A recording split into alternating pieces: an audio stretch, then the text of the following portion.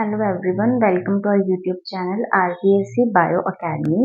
तो हम जो चैप्टर कर रहे थे वो था एक्सक्रीटरी सिस्टम। उसके अंदर हमने mechanism of urine formation start कर रखा था, जिसके हमने दो स्टेप्स पढ़ लिए थे, जो कि था अल्ट्रा फिल्ट्रेशन और सिलेक्टिवली रीअब्जॉर्प्शन। तो आज हम उसका थर्ड स्टेप पढ़ने जा रहे हैं, जो कि है ट्यूब्यूलर सिक्रीशन।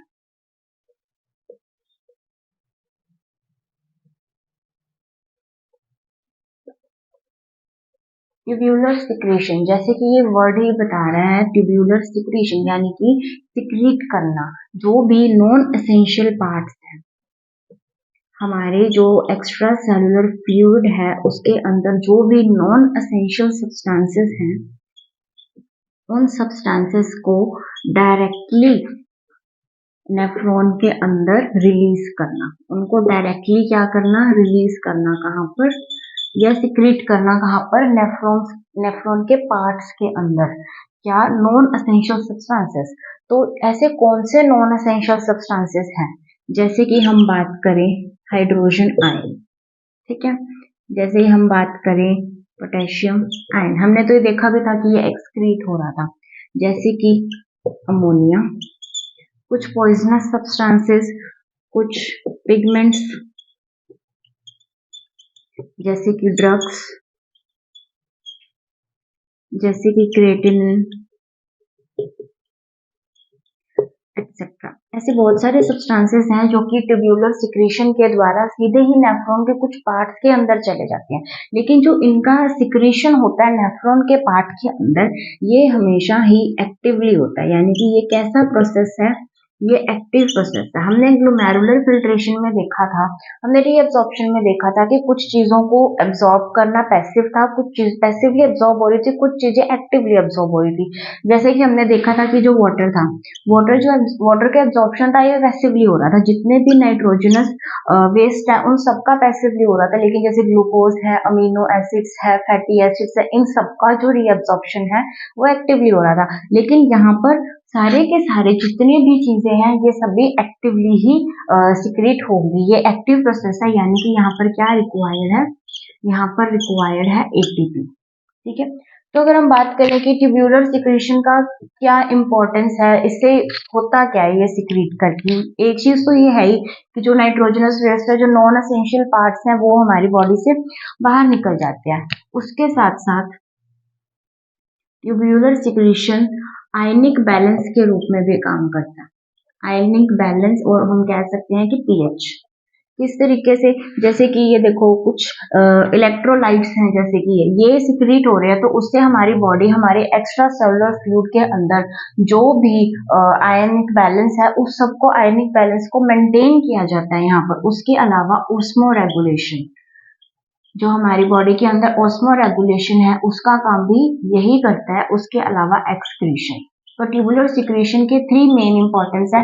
पहला तो ये एक्सक्रीशन में हेल्प करता है, दूसरा ये आयनिक बैलेंस बनाता है, तीसरा ये ऑस्मो रेगुलेशन के अंदर भी हेल्प करता है, ठीक है। उसके बाद अगर हम बात करें कि जो ट्यूबुलर सिक्रीशन है, ये एनसीईआरटी की एक लाइन है कि जो पीसीटी है यानी प्रॉक्सिमल डिस्टल ट्यूब्यूल, और जो डीसीटी है, इनके अंदर मेनली कौन सी चीजें एक्सक्रीट की जाती हैं? इनके अंदर मेनली अमोनिया, H पॉजिटिव और K पॉजिटिव। अगर ये सीधी एक स्ट्रेट लाइन के अंदर आ जाए, स्टेटमेंट के अंदर आ जाए, तो ये एनसीईआरटी की लाइन है कि पीसीटी और डीसीटी के अंदर ये चीजें ट्यूब्यूलर सिक्रीशन के अंदर सिक्रीट की जाती है नेफ्रॉन के डिफरेंट पार्ट्स के अंदर। उसके बाद अगर हम बात करें कि कुछ है मेराइन फिशेस, कुछ मेराइन फिशेस ऐसी हैं और कुछ डेजर्ट एम्फीबियंस ऐसी हैं।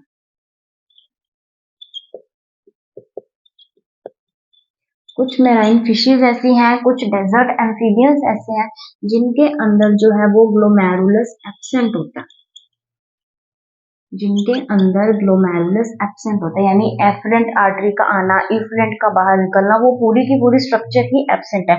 तो इनके अंदर जो है एक्सक्रीशन कैसे होगा? तो इनके पास सिर्फ एक ही मोड है सिक्रीशन का, वो है ट्यूब्यूलर सिक्रीशन, जो कि हम स्टेप पढ़ रहे हैं। तो इनके अंदर जो है फिल्ट्रेट, ग्लोमेरुलर फिल्ट्रेट नहीं बनेगा, इनके अंदर ट्यूब्यूलर सिक्रीशन ही होगा, सिर्फ सीधा ही नेफ्रॉन के डिफरेंट पार्ट्स के अंदर जो नाइट्रोजनस वेस्ट है वो सीधे ही सिक्रीट कर दिए जाएंगे और ऐसे ही इनका सिक्रीशन हो जाएगा।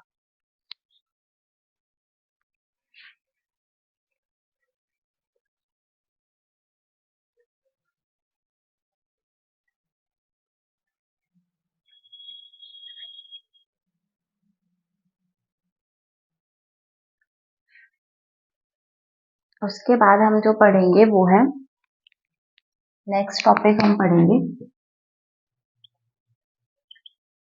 Counter current mechanism. क्या है counter current mechanism? Counter current mechanism क्या है? काउंटर करंट का मतलब क्या है? ठीक है, अगर हम उसको समझें तो ये हेनलेज लूप है।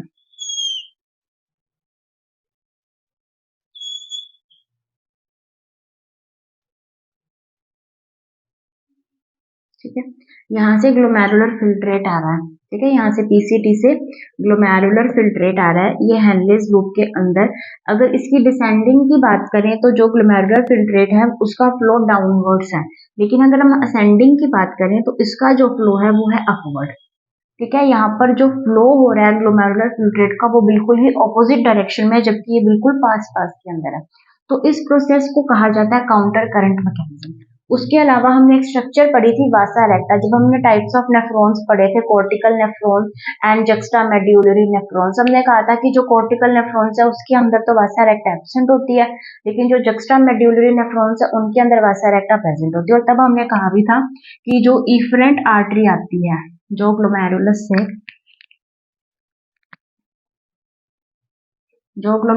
से, इफरेंट आर्टरी जो निकलती है वो कुछ इस तरीके से यू शेप स्ट्रक्चर बनाती है पैरेलल टू हेनलेज लूप। वो कुछ इस तरीके से यू शेप स्ट्रक्चर बना रही थी पैरेलल टू हेनलेज लूप। तो इसके अंदर भी जो फ्लो है ब्लड का वो कुछ इस तरीके से ही होगा। ठीक है, यानी कि एक साइड डाउनवर्ड्स है, एक साइड अपवर्ड है, एक साइड नीचे जा रहा है, एक साइड ऊपर जा रहा है। तो ये जो मैकेनिज्म है दो यू शेप ट्यूब में बिल्कुल ऑपोजिट रूप में डायरेक्शन, इससे बोला जाता है काउंटर करंट मैकेनिज्म। ठीक है, तो अगर हम बात करें कि जो काउंटर करंट मैकेनिज्म है वो होता किसके अंदर है, एक तो वासा रेक्टा के अंदर होता है, प्लस ये किसके अंदर हो रहा है, हेनलेज लूप में। हेनलेज लूप और वासा रेक्टा के अंदर काउंटर करंट मैकेनिज्म पाया जाता है। ठीक है, उसके बाद अगर हम बात करें कि इसका क्या सिग्निफिकेंस है काउंटर करंट का। ठीक है, काउंटर करंट का सबसे पहला सिग्निफिकेंस है ऑस्मो रेगुलेशन।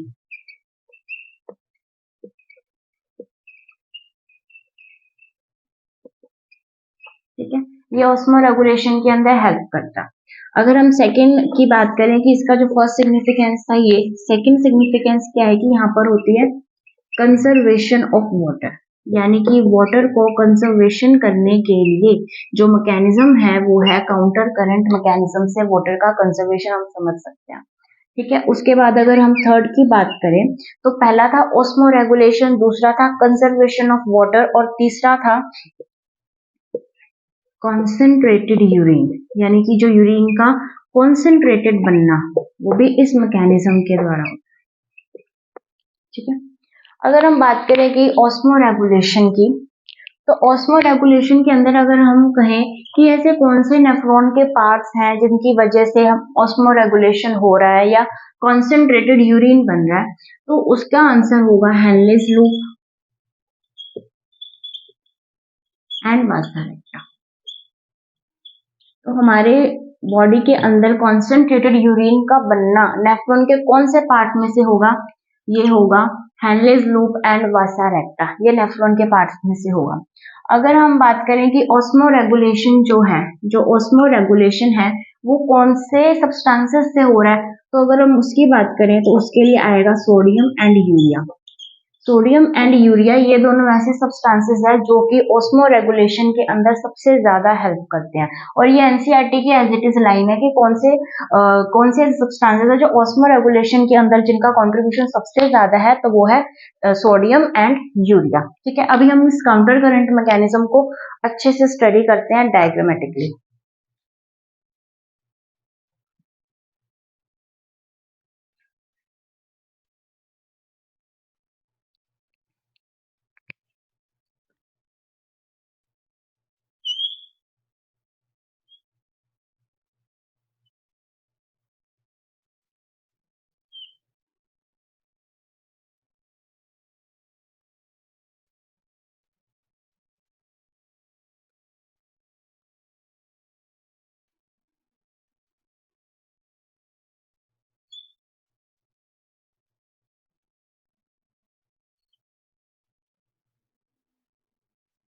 ये हम नेफ्रॉन की स्ट्रक्चर बना रहे हैं।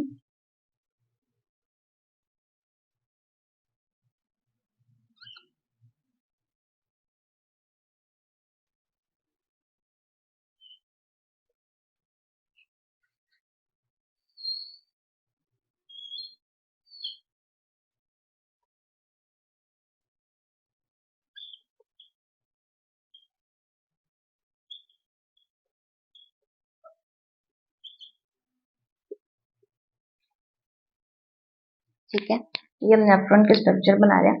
अगर हम इसको 3 पार्ट्स में डिवाइड करें, हमें पता है कि जो हमारी किडनी है वो कॉर्टेक्स एंड मेड्यूला के अंदर डिवाइडेड होती है। ठीक है, तो ये पार्ट है कॉर्टेक्स पार्ट। ठीक है,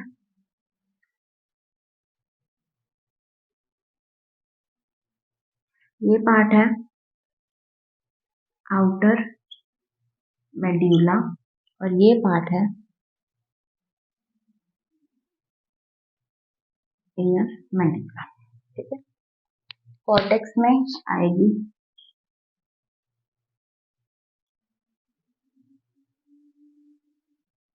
इफरेंट, ये है एफरेंट आर्टरी और ये जो बाहर निकल रही इफरेंट आर्टरी। ठीक है, यहाँ पर है ग्लोमेरुलर फिल्ट्रेट। ठीक है, अगर हम ऑस्मोलैरिटी की बात करें तो जो यहाँ पर ऑस्मोलैरिटी होगी वो होगी 200 ml पर लीटर, या फिर हम कह सकते हैं 200 मोलैरिटी होगी। 200 ml पर लीटर इसकी जो ऑस्मोलैरिटी होगी, इस फिल्ट्रेट की ऑस्मोलैरिटी, यानी कि जितना हम कम करते जाएंगे, इसका मतलब है उतना ही ये जो सॉल्यूशन है, जो यूरिन है, वो होगा डाइल्यूटेड। इसकी अमाउंट को हम जितना बढ़ाते जाएंगे उतना ही ये सांद्र यानी कॉन्सेंट्रेटेड यूरिन बनता जाएगा। यानी कि अभी जो ये यूरिन है ये है डाइल्यूटेड, यानी कि ये अभी इतना कॉन्सेंट्रेटेड, इतना सांद्रता युक्त नहीं है। ठीक है, अभी जब हम इसके अंदर जाएंगे, ये क्या है, ये है डिसेंडिंग लूप है। ये क्या है, डिसेंडिंग लूप है किसी हेनले की। हम जा रहे हैं आउटर मेड्यूला के अंदर, हेनलेज लूप के अंदर, इसकी डिसेंडिंग आर्म के पास। तो डिसेंडिंग आर्म में हमने ये पढ़ा था कि डिसेंडिंग आर्म में क्या होता है, ये वाटर के लिए तो होती है परमिएबल, यहाँ से निकला वाटर, तो वाटर के निकलने से क्या हुआ कि इसकी जो सांद्रता थी वो बढ़ गई, क्योंकि इसमें से क्या निकल गया, सॉल्वेंट या पानी निकल गया। तो पानी निकलता गया, यहाँ पर हुई 400, यहाँ पर हुई 500, यहाँ पर हुई 700, यहाँ पर हुई 900, यहाँ पहुंचते पहुंचते होगी 1100, फिर यहाँ पर 1100। ठीक है, तो यहाँ पर जो थी ये पहुंच गई 1100 तक। अब क्या हुआ कि जब हम पहुंचे असेंडिंग लूप की तरफ, यह है ascending loop of Henle, Henle के असेंडिंग लूप की तरफ पहुंचे, तो हमें पता है कि इसकी जो असेंडिंग आर्म है वो है इलेक्ट्रोलाइट्स के लिए परमिएबल, यानी Na के लिए परमिएबल, यानी कि Cl के लिए परमिएबल। तो यहाँ से इलेक्ट्रोलाइट्स निकले हैं बाहर। अब अगर इलेक्ट्रोलाइट्स बाहर निकल रहे हैं तो ये जो कॉन्सेंट्रेटेड यूरिन था वो अब थोड़ा सा डाइल्यूट होना शुरू होगा, क्योंकि हमने उसके अंदर से सोल्यूट निकाल लिया या फिर हमने उसमें से इलेक्ट्रोलाइट्स निकाल लिए। तो 1100 से ये फिर होने लग जाएगा यहाँ पर 800, फिर हो जाएगा 600, फिर हो जाएगा 500, 400। ठीक है, और यहाँ पर 300। तो ये कुछ इस तरीके से फिर ये चीज कम होने लगी। ठीक है, अगर हम यहाँ पर बात करें इस जगह पर अगर हम इस सॉल्यूशन की, इस यूरिन की बात करें, तो यूरिन है यहाँ पर हाइपोटोनिक यूरिन। हाइपोटोनिक का मतलब ये होता है कि ऐसा सॉल्यूशन जिसके अंदर जो सोल्यूट है वो तो कम है लेकिन सॉल्वेंट ज्यादा है, यानी कि इसके अंदर सॉल्वेंट ज्यादा यानी पानी ज्यादा है, उसके अंदर के जो सोल्यूट है वो है कम। ठीक है, अगर हम इधर की बात करें, यहाँ पर इसकी 900 से 1100 है, तो यहाँ पर कह सकते हैं कि यहाँ पर ये कैसा सॉल्यूशन बन जाएगा, हाइपरटोनिक, यानी सोल्यूट तो ज्यादा है लेकिन सॉल्वेंट कम है, यानी कि पानी कम है लेकिन इसके अंदर इलेक्ट्रोलाइट्स ज्यादा है, इसके अंदर आयंस ज्यादा है। ठीक है, वैसे ही यहाँ पर भी ये क्या होगा, हाइपरटोनिक, और यहाँ पर हाइपोटोनिक।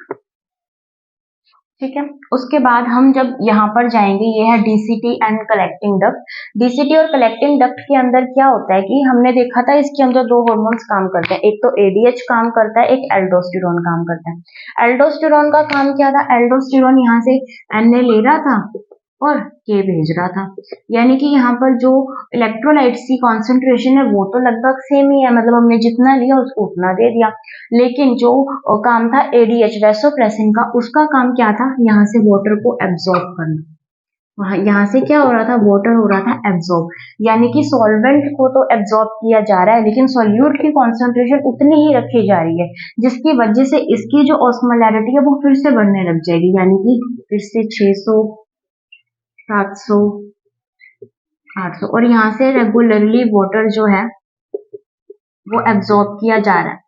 यहाँ से एब्जॉर्प्शन तो सोडियम का भी हो रहा है, लेकिन जितना सोडियम का एब्जॉर्प्शन हो रहा है उतना पोटेशियम दिया भी तो जा रहा है, तो इसलिए यहाँ की जो कॉन्सेंट्रेशन है वो लगभग सेम रहती है आयंस के बेस पे, लेकिन यहाँ पर वाटर जो है वो तो निकाला ही जा रहा है, तो यहाँ पर इसकी जो कॉन्सेंट्रेशन है वो कुछ इस तरीके से बढ़ती जाएगी, और यहाँ से जो यूरिन निकलेगा वो निकलेगा कॉन्सेंट्रेटेड यूरिन। ठीक है, तो अगर मैं एक क्वेश्चन पूछती हूँ कि कॉन्सेंट्रेटेड यूरिन जो हमारी बॉडी में निकलता है, उस कॉन्सेंट्रेटेड यूरिन के पीछे कौन से नेफ्रॉन का पार्ट रिस्पॉन्सिबल है, तो उसके लिए रिस्पॉन्सिबल है हेनलेज लूप या वासा रेक्टा। वासा रेक्टा को हम समझते हैं,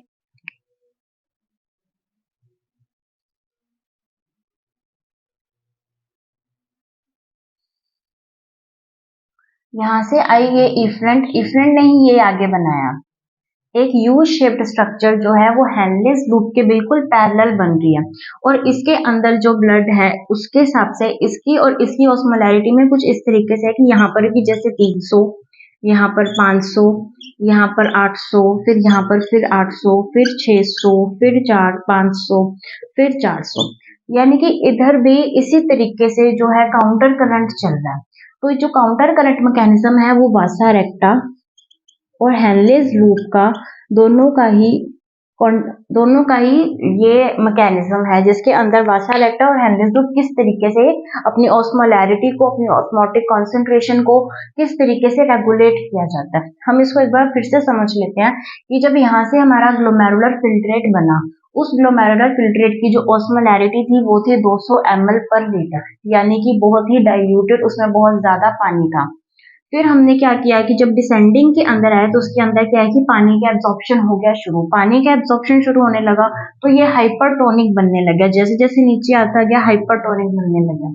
फिर इसके बाद इसकी जो अमाउंट है वो और कम होती गई, लेकिन जब वो असेंडिंग लूप के अंदर आया तो असेंडिंग लूप के आने के अंदर जो इलेक्ट्रोलाइट्स है, जो आयंस है वो एब्जॉर्ब होने लग गए, तो उसके बाद से ये जो हाइपरटोनिक है वो धीरे धीरे हाइपोटोनिक होने लग गया। उसके बाद जब कलेक्टिंग डक्ट के अंदर आए तो कलेक्टिंग डक्ट के अंदर क्या हुआ कि जो आयंस है वो तो उनका जो ट्रांसफर है वो तो लगभग सेम रह गया, लेकिन वाटर एब्जॉर्प्शन चलता रहा, तो जब वाटर एब्जॉर्प्शन चलता रहा तो उसकी जो ऑस्मोलैरिटी है वो बढ़ती गई और लास्ट में हमारे पास एक कॉन्सेंट्रेटेड यूरिन निकल कर आ गया। ठीक है, लेकिन ये जो कॉन्सेंट्रेटेड यूरिन यहाँ से निकल कर आया है, ये कॉन्सेंट्रेटेड यूरिन इस फिल्ट्रेट का 4 गुना कॉन्सेंट्रेटेड होगा, इससे ये 4 गुना कॉन्सेंट्रेटेड होगा जो यूरिन हम बाहर निकालते हैं, कहाँ से, इस फिल्ट्रेट से ये 4 गुना कॉन्सेंट्रेटेड यूरिन होगा। ठीक है, तो हम अब हमारा चैप्टर की एंडिंग की तरफ बढ़ रहे हैं। बस इसके बाद 1 या 2 लेक्चर और होंगे आपके, उसके बाद हम हमारा एक्सक्रीटरी सिस्टम खत्म करेंगे।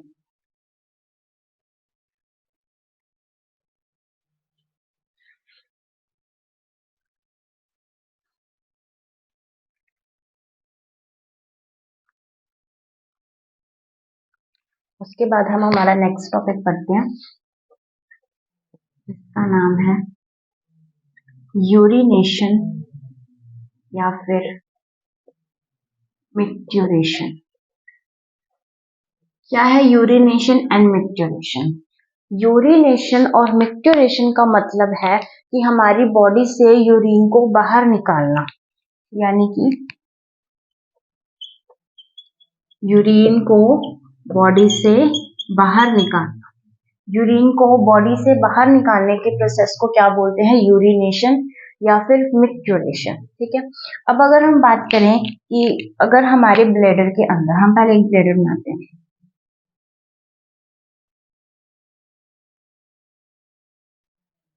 और ये ब्लैडर बनाया हमने, ये है यूरेथ्रा, ये है ब्लैडर। ब्लैडर के अंदर कुछ ऐसे रिसेप्टर्स पाए जाते हैं जिसको बोलते हैं हम स्ट्रेच रिसेप्टर्स।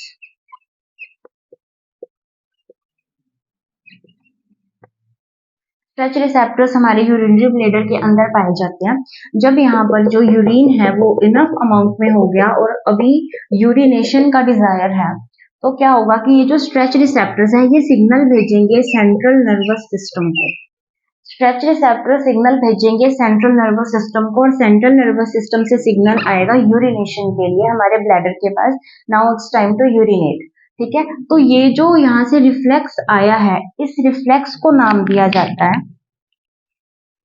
इस रिफ्लेक्स को नाम दिया जाता है मिक्ट्यूरेशन रिफ्लेक्स।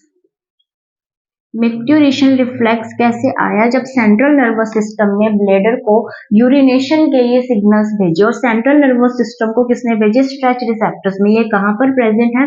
ये प्रेजेंट है हमारे ब्लैडर के अंदर, यूरिनरी ब्लैडर के अंदर जो स्ट्रेच रिसेप्टर्स प्रेजेंट है, उन्होंने सेंट्रल नर्वस सिस्टम को ये सिग्नल भेजा था। ठीक है, अगर हम बात करें कि जो ऑस्मो रेगुलेशन है, जो ऑस्मो रेगुलेशन है, ऑस्मो रेगुलेशन को कौन रेगुलेट कर रहा है? तो ऑस्मो रेगुलेशन को हमारे ब्रेन के अंदर एक स्ट्रक्चर पाई जाती है हाइपोथैलेमस। तो हाइपोथैलेमस जो है वो हमारे जो है ऑस्मो रेगुलेशन को रेगुलेट करता है। ठीक है, उसके बाद अगर हम बात करें कि अगर हमारे ब्लैडर के अंदर 200 ml ऑफ यूरिन अगर इकट्ठा हो गया, हमारे ब्लैडर के अंदर अगर 200 ml यूरिन है, यानी कि इतना मान सकते हैं हम, 200 ml ऑफ यूरिन अगर है, तो क्या होगा? नो डिजायर ऑफ यूरिनेशन, तो हमें डिजायर नहीं होगा यूरिनेशन के लिए। ठीक है, अगर हमारे ब्लैडर के अंदर 200 से 400 ml ऑफ यूरिन आता, यानी कि अब ये इतना होगा। ठीक है, तो इस टाइम पर हमारा डिजायर होगा फॉर यूरिनेशन, यानी कि इस टाइम पर हमें हमारी बॉडी को लगने लग जाएगा कि अभी यूरिनेशन करने का टाइम है। ठीक है, अगर ये दोनों कंडीशंस हैं, तो इस कंडीशन के अंदर जो यूरिनेशन होगा वो होगा वॉलंटरी प्रोसेस, यानी कि इच्छित है, हमारे कंट्रोल के अंदर है यूरिनेट करना। ठीक है, अगर ये अमाउंट होगी 500 ml, ये अमाउंट होगी 500 ml, यानी कि ये पूरा फिल हो चुका है। अगर 500 ml होगी तो जो यूरिनेशन है वो हो जाएगा अब फोर्सफुली। ठीक है, अब यूरिनेशन होगा फोर्सफुली का मतलब इनवॉलंटरी, यानी कि अब हमारे कंट्रोल के बाहर है, अब वहीं के वहीं यूरिनेशन हो जाएगा। ठीक है, तो हमने क्या पढ़ा? यूरिनेशन या मिक्ट्यूरेशन के अंदर, यूरिनेशन या मिक्ट्यूरेशन एक प्रोसेस है जिससे यूरिन को हमारी बॉडी से बाहर निकाला जाता है। जब हमारे ब्लैडर के अंदर जो स्ट्रेच रिसेप्टर्स हैं, वो स्ट्रेच रिसेप्टर्स अपने सिग्नल सेंट्रल नर्वस सिस्टम को भेजते हैं, और सेंट्रल नर्वस सिस्टम वापस ब्लैडर को कहता है कि इट्स टाइम टू यूरिनेट, तो उस रिफ्लेक्स को कहा जाता है मिक्ट्यूरेशन रिफ्लेक्स। ठीक है, उसके बाद जो ऑस्मो रेगुलेशन है, इसको रेगुलेट हमारे ब्रेन के अंदर हाइपोथैलेमस करता है। अगर हमारी ब्लैडर के अंदर 200 ml ऑफ यूरिन प्रेजेंट है तो हमारे कोई डिजायर नहीं है यूरिनेशन की। अगर 200 से 400 ml है तो यूरिनेशन कर सकते हैं। और ये इन दोनों कंडीशन में जो प्रोसेस होगा वो होगा वॉलेंट्री यानी ऐच्छिक। उसके बाद अगर 500 ml तक यूरिन इकट्ठा हो गया है तो ये फोर्सफुल यानी इनवॉल्यूंटरी एक एक्शन हो जाएगा, जिसकी वजह से कि ये इनवॉल्यूंटरी यानी अब ये अनैच्छिक है, ये वहीं की वहीं हो जाएगा।